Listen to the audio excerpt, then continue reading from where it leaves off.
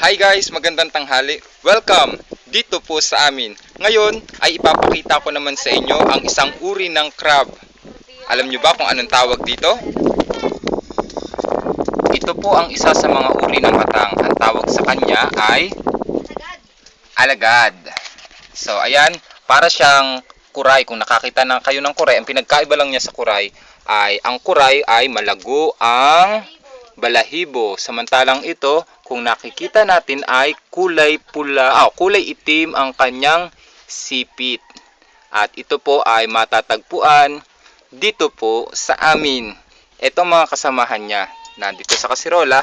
At syempre, dahil nahuli na siya, ready for cooking na siya.